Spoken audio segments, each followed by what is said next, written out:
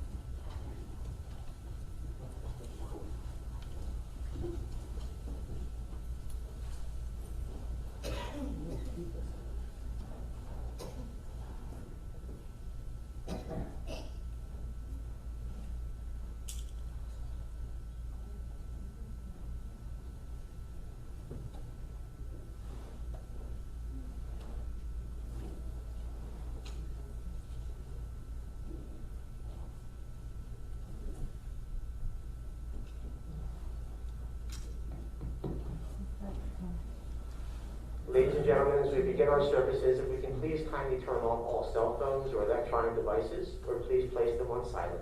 Thank you.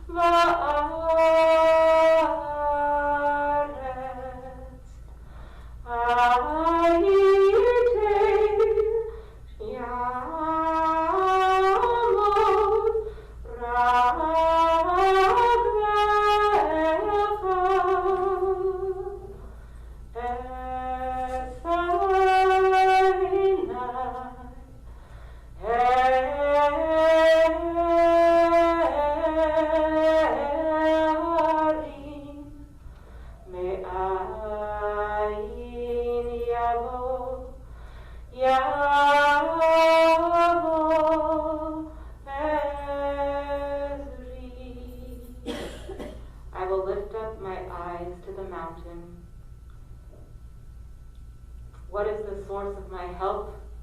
The source of my help is God, creator of heaven and earth. God will not let you falter. Your guardian does not slumber. Surely the guardian of Israel neither slumbers nor sleeps. God is at your right hand to protect you.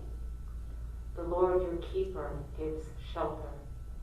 The sun will not smite you by day, nor the moon by night. God will guide you from all harm.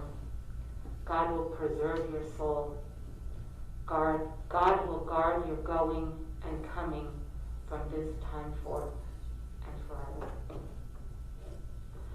These words from Psalm 121 can be reduced to one word: help. We need help. Some of us need help from God, and all of us need help from one another. We are here to celebrate the life of Enid Serebransky, to honor her memory, and to hold one another up. If only there were sufficient words to bring comfort to all of you, Enid's beautiful family.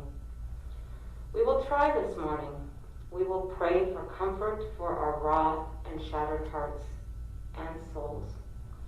But we are fully aware that there are not words, not really. So we turn to one another with love. We turn to one another when we feel we cannot support ourselves, and when we see that someone else needs to be held up. We turn to one another when we need to cry, or when we need to tell a funny story, of which we will hear in a moment. We turn to one another when we don't think we can even breathe, when we need something or someone to hold on to. And we turn to God. When I met with Enid's family just a few days ago, I was immediately enveloped with a feeling of love. The love of family that your mom gave you is palpable. She taught you how to love by showing you love. Your mom was the center of your family. Your family, the sun, the source of light and life, and all of the plants, the whole universe circled around your mom. And she looked at all of you with such pride. Pride in who you are and in the lives that she helped to mold and shape. Each one of you described your mom as loving and expressive.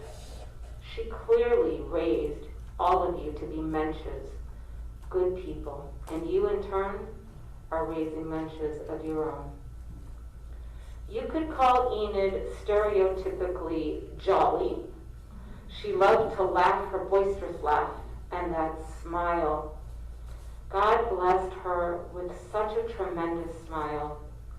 And with that smile and her love, she brought a light, a brighter shine to all of you. Now, although your mom had a positive attitude, she was actually quite strict. A strong disciplinarian, going old school with soap in the mouth, I'm told. She was certainly set in her ways, and some might even say stubborn. Those are not my words, those are theirs. And she was strong and always, always in control, even until her final days. Joel, you told me that your mom loved music and how blessed you are that she passed that gene on to you. She was an avid opera fan.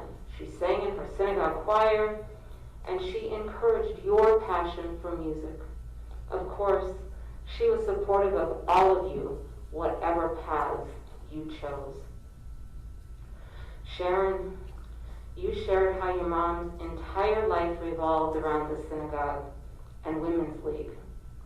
Having a chazan for a father and a rabbi for a grandfather, cultural Judaism and community were always at the forefront of her life.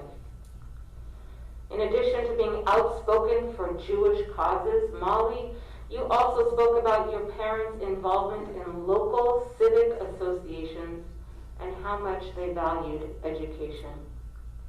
Always involved in your lives, your mom was called the domestic engineer for the family.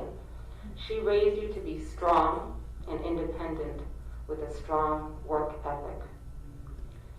Enid was loved by so many and will be sorely missed. We pray for comfort and strength for her children, Molly and Bob, Sharon and Larry, Joel and Beth, and her grandchildren, Sarah and Jason, Mitchell, Benny, Kara and Jonathan, Haley and Sal and Alex. And to know the joy of her great-grandchildren, Helene and Naomi, now that was the ultimate for Gigi. Reading to them, playing games over Skype, and even learning how to do emojis were all part of the way Grandma Enid, Gigi, lived for her family and will always be remembered in the stories that you will continue to share. I must say, it is impressive that at 94, she was computer literate. Yeah, impressive. I'm barely literate on the computer myself. In addition to being a devoted mom, grandma, and great-grandmother, Enid had many dear friends whom she kept for life. Enid left this world the way she lived her life, in control of her destiny, under her terms. She was looking forward to Haley's wedding celebration and even saw the dress that Molly will wear. But on her final day, she got to say, "I love you." And her passing was what we call a kiss from God.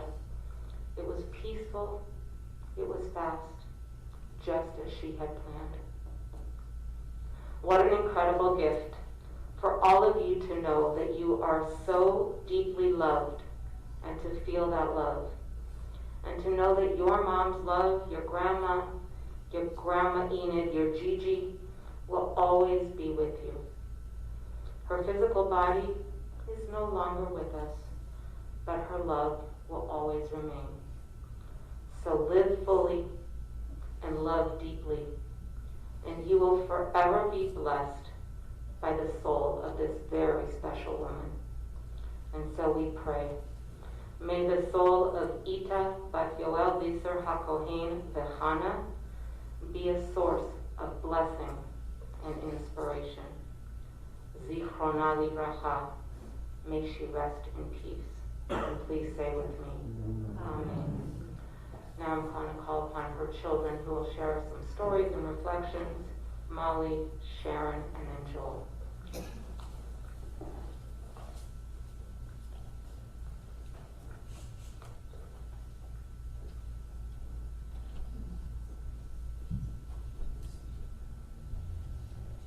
Good morning, everybody.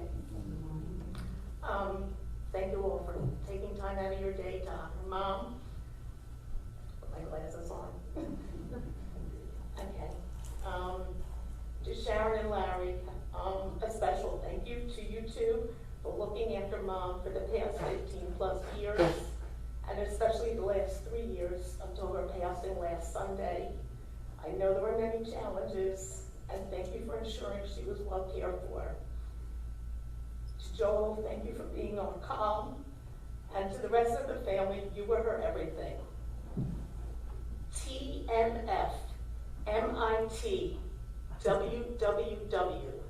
That was Enid code. To my favorite mother in the whole wide world. Mom utilized this code to each of us, our spouses, her grandchildren and great-grandchildren, for every birthday, anniversary, and celebration.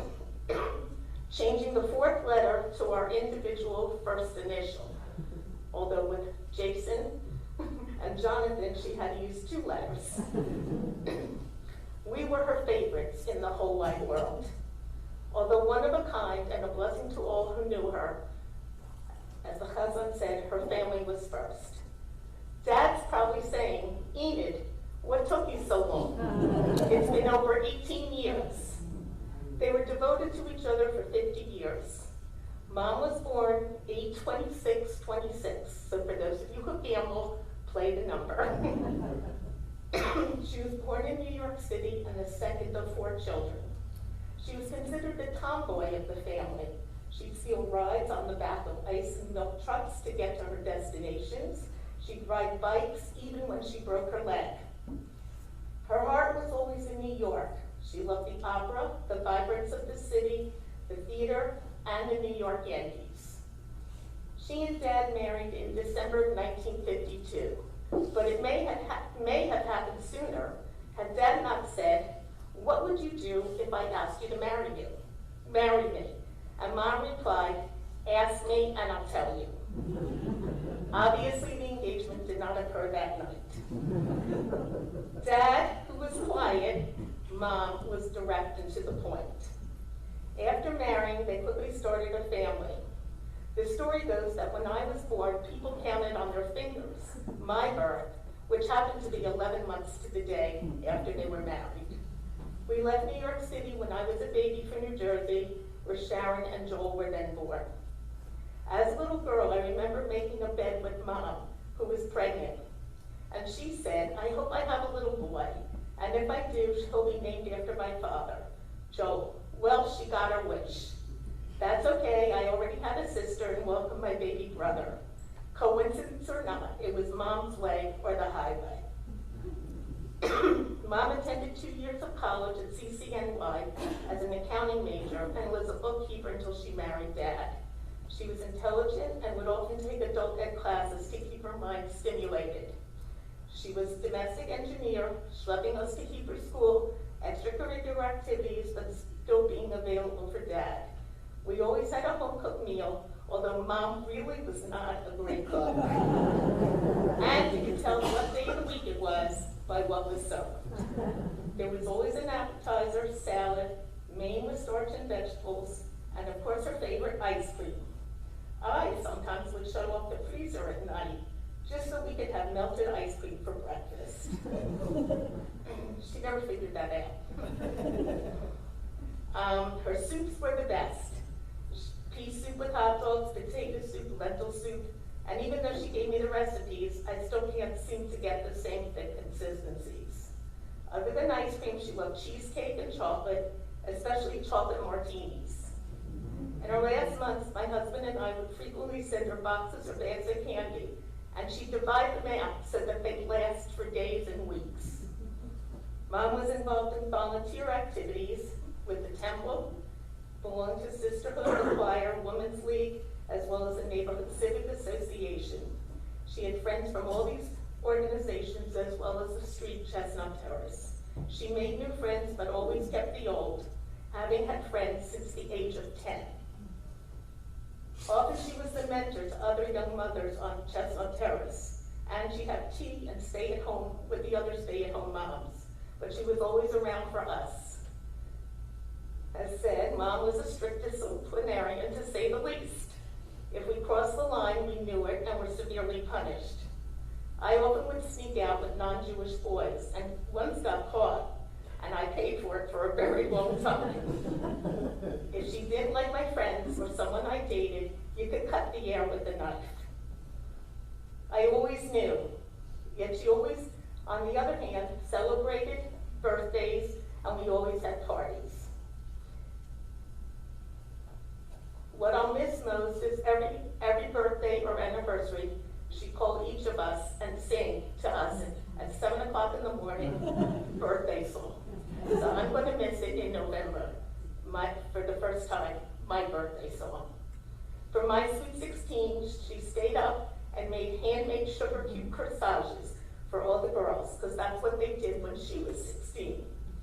And they made a spaghetti dinner in our den with card tables, red and white checker tablecloths, and candles. My 10th birthday party was the day that Kennedy was assassinated. It was my first sleepover. And all the mothers called and tried to convince my mother to cancel it. My mother did not give in. She said there are only 10. She told all the grandchildren the elephant song. And she always played tent with them when they visited in her bed. Mom's smile and laugh were her trademarks. Unlike Dad, who was kind of grumpy. Dad was the pessimist, Mom was the eternal optimist. The glass was always full. She was the Jewish mother putting us first, even during her tragic times and difficult times. But she never let on her hurt. She ensured we were okay. She was stubborn but independent, and even though she'd state her body was failing, she'd add her mind was sharp, and it was. She was headstrong and determined. She certainly was the matriarch. On her 80th birthday, we wanted to buy her tickets to the opera. She was in Tucson at the time. When asked what opera she preferred, Mom said, I don't want opera tickets. I want an iPad. So that's what we got her. Mom knew how to Zoom, email, shop online, but she couldn't figure out how to pick up messages on her cell phone. And oh my gosh, one certainly knew what Mother was about based upon her Facebook posts. You knew her political views for sure. She recently posted, for example, hell froze over. Mitch capitulated and acknowledged Biden as president-elect. Or kudos to Dana Bash for wearing pearls today in honor of RBG. Facebook's posts, whether you were Jewish or Christian, always had Happy Easter, Happy Passover, Good Yom Tov, Merry Christmas, wishing my family and friends a good holiday. And she consistently acknowledged her offspring's achievements. Her great-granddaughters were her star and her sunshine. Mom was in charge of her destiny until she died. Although she pre-planned this day back in 2014, she called and asked me to ensure that Bethel would officiate, to notify the funeral home exactly what she would wear. She called her own family by herself. She called family and friends to say goodbye over the past 2 weeks. I asked if she wanted an obituary in the Courier Post, as she had regretted not having done one for Dad. She told me no, post one on Facebook instead. She did like her way. Dad always said Mom was the wind beneath our wings. So Mom, we honor you today. I miss your voice each night at 7 o'clock when I look at the clock expecting to speak to you. Your memories are a blessing to everybody here.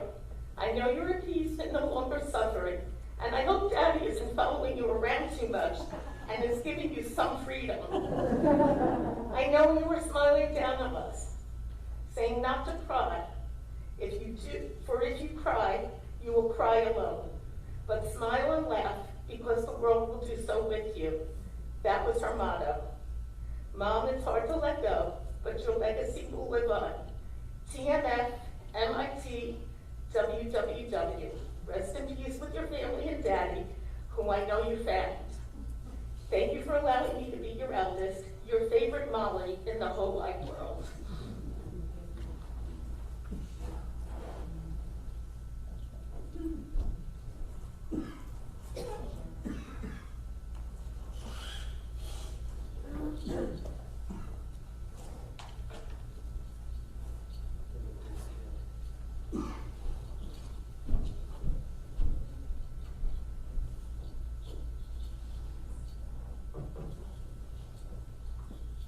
So that was good because Molly and I don't overlap a lot.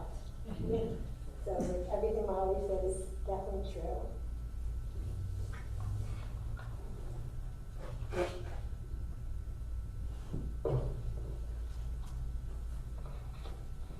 I have my facial on so I don't cry into my mask.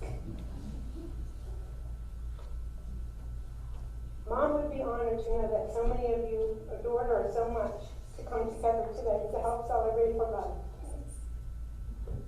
Mom was smart, bright, vibrant, strong, often stubborn, as you've already heard, yet a truly loving, generous, caring woman whose life was totally dedicated to her family and friends.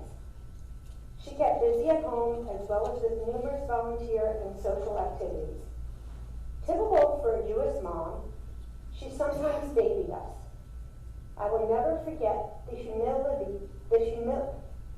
humiliating Joel and I, insisting the only way we could go sledding with all of the macho neighborhood boys was if we wore these one-piece plastic snowsuits. Don't make me laugh, Molly.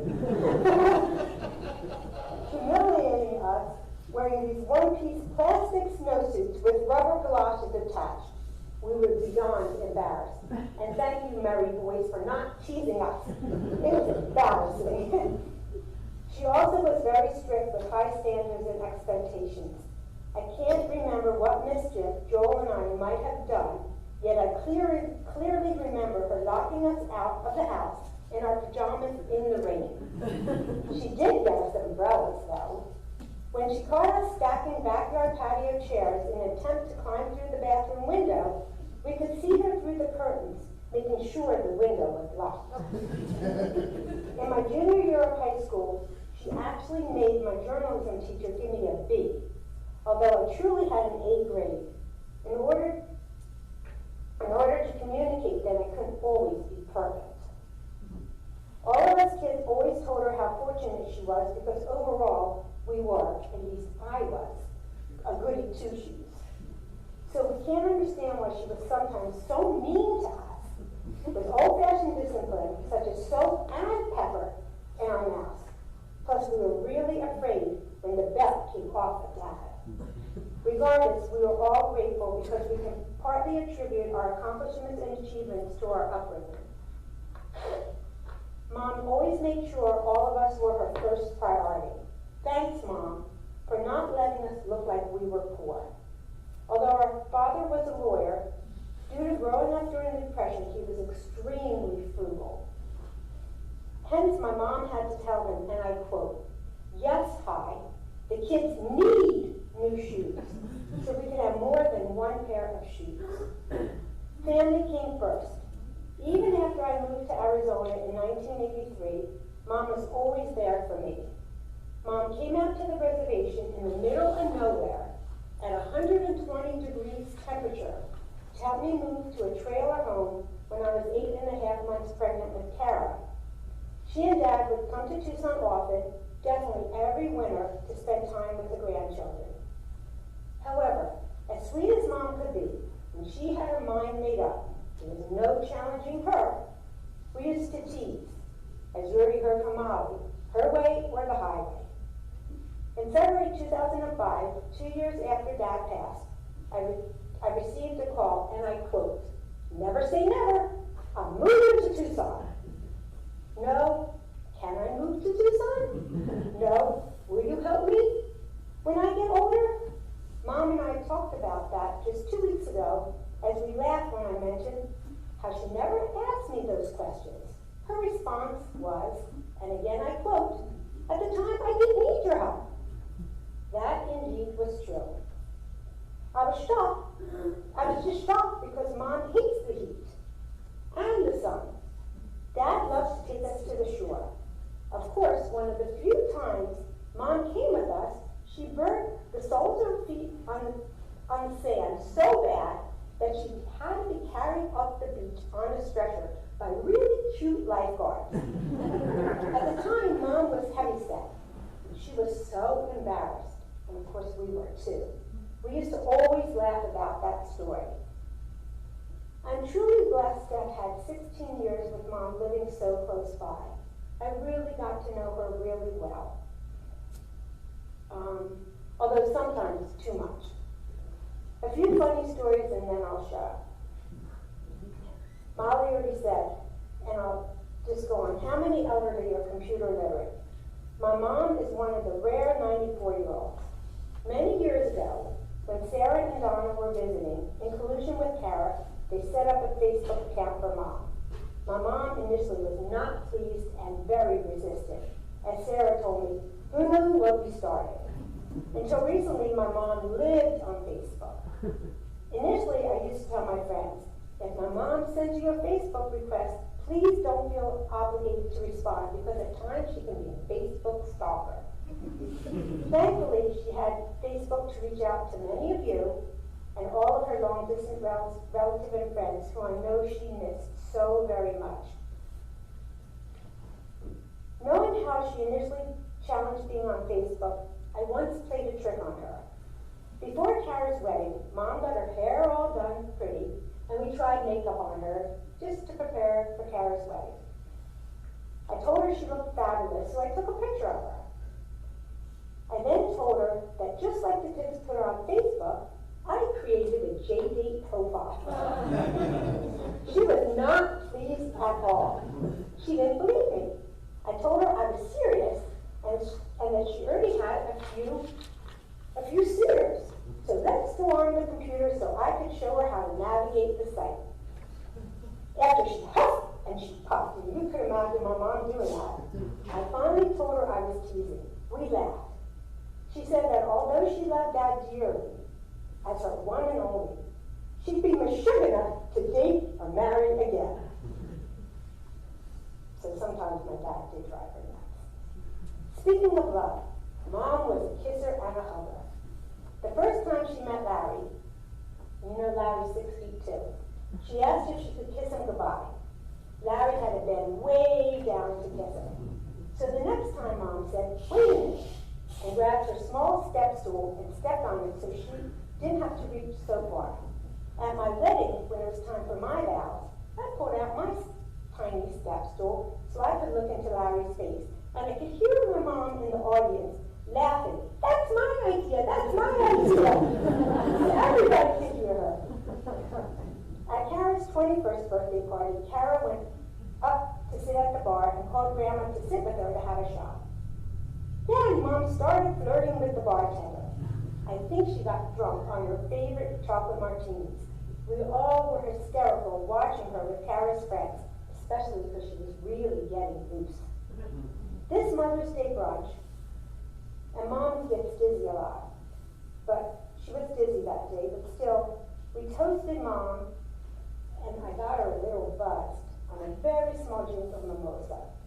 Shortly after, over FaceTime with Haley, and Joel was there, Joel, Mom, and I were reminiscing how Mom loved her chocolate martinis at family celebrations. So at Haley's wedding, we told Mom we were having a chocolate martini toast in her honor. Speaking of weddings, Mom hold on 1 second,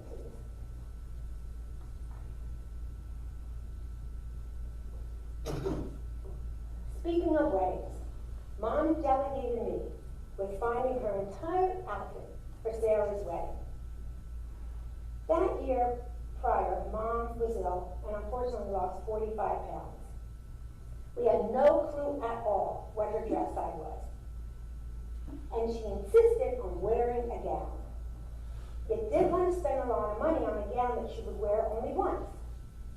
I cannot tell you how many discount and department clearance stores I went back and forth to, bringing her gowns to try on without success. I finally convinced her, since she was only 4 feet 10, Mom came up to here on me, although she would always tell the doctor, whenever I bring her to visit, she was 5 feet tall. She would always tell them, I'm 5 feet tall. That a below-the-knee dress would be a gown for her. Finally, I dragged her to Penny's and wheeled her all around. We tried on numerous dresses amongst the racks of clearance dresses, and we finally found her dress. Although that dress was too big, she loved it and insisted on buying it. No arguing with her. So behind her back, I went an hour across town to Penny's and found the same dress in her size. Then, we still had to find a form-fitting bra. Mom hated wearing bras.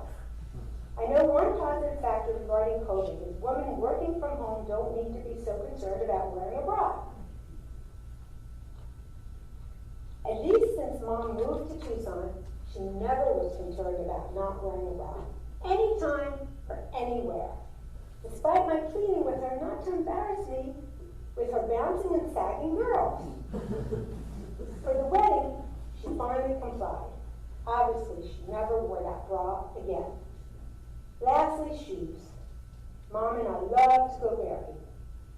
These she couldn't order online, nor could I bring them to her to try on, so we went out again in the rollator. Since then, Mom always said that was the special dress she wanted to be buried in. And recently, all 3 of us, meaning us 3 kids, along with Mom, decided, no bra, no shoes. No panties either. Yeah, Molly. So, we don't want to get there.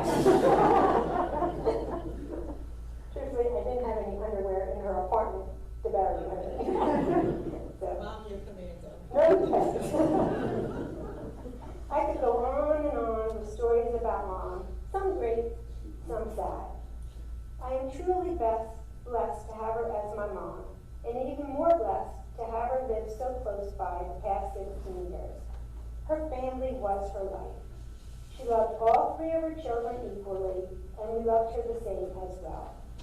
I want to thank Molly and Joel, as well as their spouses, for being so supportive of me and Larry all these years. Believe me, words cannot truly express mine, and I know Mom's, appreciation and gratitude for your long-distance love, caring, help, and all the trips to Tucson, especially on last-minute notice.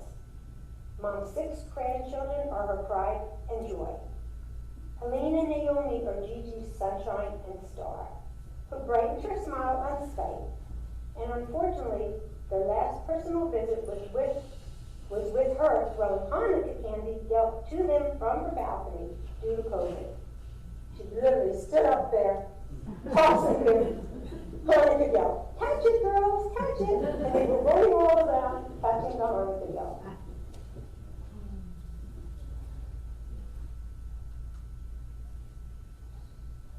This has been a challenging year for all of us, as the long-distance relatives, except Joel, did not get to see Mom. Hence, I cherish the last few months I had with her, especially the last few weeks, as together all of us talked on the phone, Skype, and FaceTime together. Wonderful, fond memories, forever in our hearts.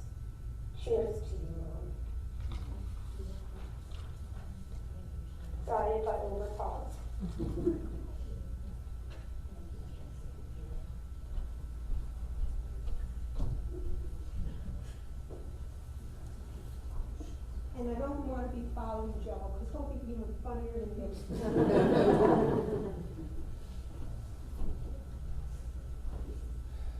Thanks for putting that pressure on me.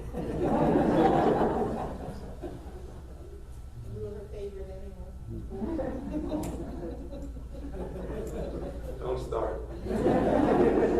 First of all, I'm nearsighted, so I'm going to put my glasses on to see all of you. You know, learning. Well, thank you all for coming on such a scorchingly hot day. It's ironic that a woman who absolutely hates the heat and sun would first move to Tucson and then be buried in 95-degree weather that's even hotter than it is in Tucson. People grieve in different ways, and my tendency is to lighten up the moment as my mother would appreciate. So bear with me. There were a lot of logistical elements to get to this point. The hardest was getting Mom here. She just arrived in Philadelphia from Tucson on Thursday night via Southwest Air, and you'll be happy to know that we splurged and upgraded her to first class. But don't worry, she did wear a mask. So no one knew we were doing a weekend at Bernie's thing. I just hope that she didn't rest on the shoulder of the person next to her.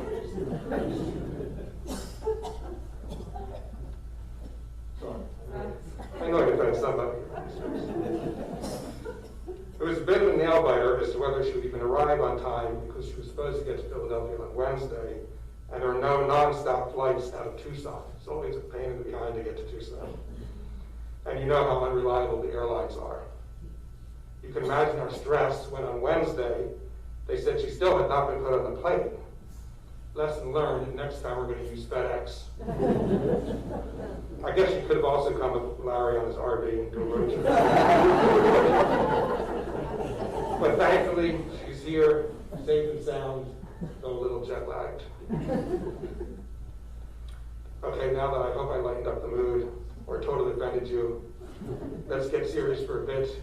But before I talk about Mom, I do want to do a shout out to Larry and Sharon. Since they live 10 minutes away from Mom, they bore the brunt of her care. It wasn't always easy.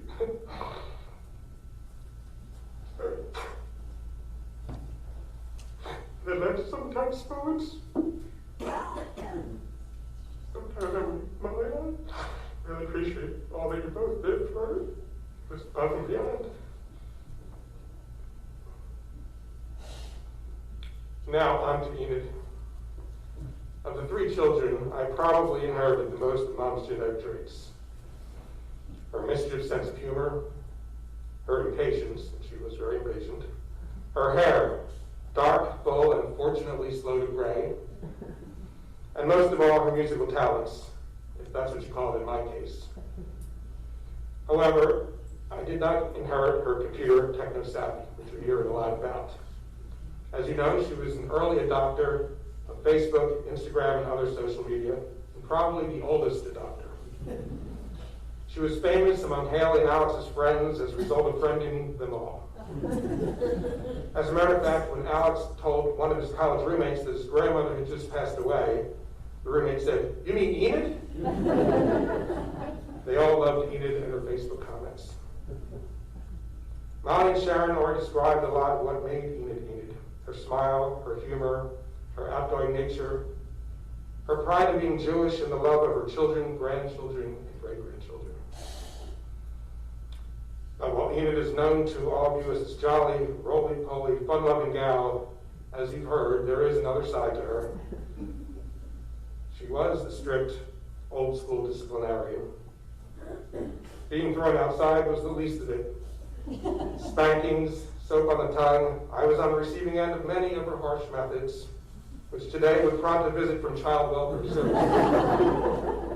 And Mom, I never deserved any of it. Sharon put me up to it. But those moments are upset by the times we laughed together and sang together and took piano lessons together, though you quit on me. We wore your homemade Halloween costumes because you hated the store-made ones. My children remember the family trip we took to Italy right after Dad died, along with my mother-in-law. And your awful photo of the kids holding up the Leaning Tower Tower of Pisa, where the tower was about a mile away from their hands. But mostly, I will always remember all the support you gave me regarding my various endeavors. I was fortunate to see Mom this past Mother's Day, and we were reminiscing. In the olden days, some of you may recall how we had an egg man, a seltzer man, a soda man, and a milk man, each delivering all those products to our doors. I guess kind of a precursor to DoorDash. I mentioned to Mom how I remember that she always wanted me around when the seltzer man came by. She said he was a bit creepy. But then she followed that up by saying the soda man was cute. But I told her that I don't recall her ever asking me to be around when the soda man stopped by. My mother was 3 months shy, turning 25 in August. Amazing. To have lived from 1926 to 2021 is to have experienced many of the most remarkable moments in history, for good and for bad. Enid lived through the Great Depression and the Great Recession, a world war, a man on the moon, 3 presidential impeachments and resignation, the invention of television and of the internet, and of course the global pandemic. That was a lot of history and innovation to witness. She was a cat with 9 lives, having in her 90s survived a couple of life-threatening heart surgeries, testing positive for COVID, experiencing the death of 2 siblings last year within months of each other, and being depressed from remaining in complete lockdown in her tiny apartment for over a year, unable to see anyone except her caregivers. These all took a toll on her, but she kept on fighting until she couldn't any longer. But she passed away on her own terms and in peace. And as you heard, her mind remained sharp as a tack to the very end. Earlier I mentioned that she arrived here on Thursday. Some divine intervention must have been at work that Thursday, because Thursday's New York Times crossword puzzle had clues that led to the words Enid and life being right next to each other. How many times is the word Enid used in a crossword puzzle? The name Enid is derived from the Welsh Enid, I'm not sure if I pronounced it right, E-N-A-I-D, meaning soul or life. And her husband and soulmate's name, Hyman, is from the Hebrew word for life. And so literally on that crossword puzzle was Enid and underneath life. If that weren't spooky enough, other clues on that crossword puzzle resulted in the words 6 feet and under. And the name Elisa, which is the name of the cantor who's presiding today. You can check a screenshot of that crossword puzzle on Molly's Facebook. It is quite eerie. So now, these 2 lives will be reunited after an 18-year hiatus. Fate brought them together 69 years ago, and now fate has brought them together again in a crossword puzzle and for eternity. After 63 years, it's weird to think that I'm now an orphan. So if there are any Daddy Warbucks out there looking to adopt, I'm looking for a really well wig and sing tomorrow. Thanks, Mom and Dad, for all you've done for us. And thank all of you again for coming to say your final goodbyes to this remarkable lady.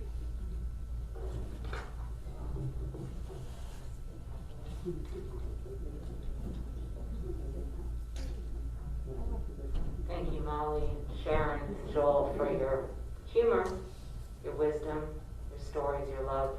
I feel like I'm part of the family now if I'm in the crossword puzzle. Stuck with me now. There's your mom and your dad. We're now going to have a special treat. Granddaughter Sarah will sing for us.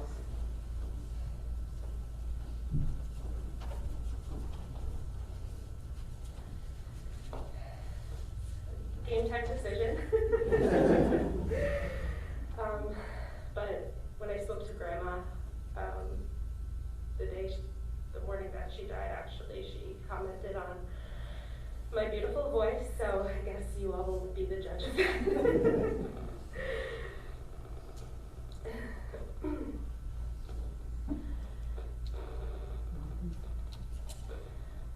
The Lord bless you and keep you. The Lord make his face to shine upon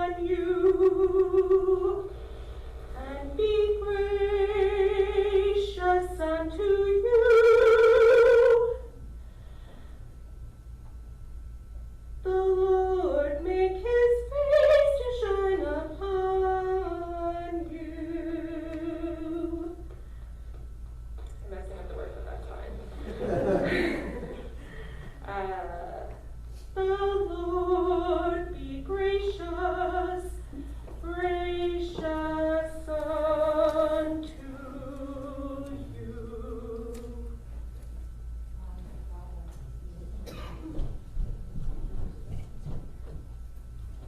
I'd say on behalf of all of us, yes, your voice and your soul are beautiful. Thank you, Sarah. And actually, you probably didn't even know that those exact words we just read on Shabbat in the Torah. You did know. Good for you. Beautiful. Thank you. Thank you for that gift. Nice that the genes have continued to be passed down to the generations. Immediately following the service this morning, interment will take place at Crescent Cemetery. There will be a cortege immediately following. I'm now going to ask you to rise in body or spirit for the memorial prayer.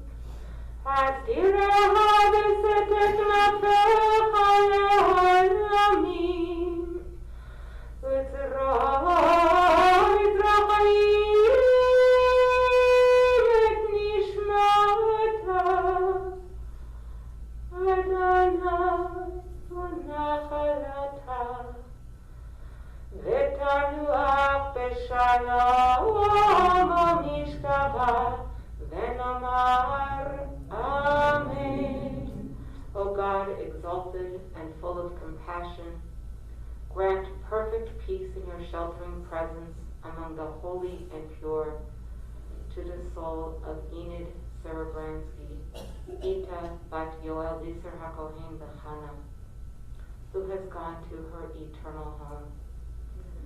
Master of mercy, we pray, remember all the worthy and righteous deeds that she performed in the land of the living. May her soul be bound up in the bond of life. The Lord is her portion. May she rest in peace. And please say with me, Amen. You may be seated.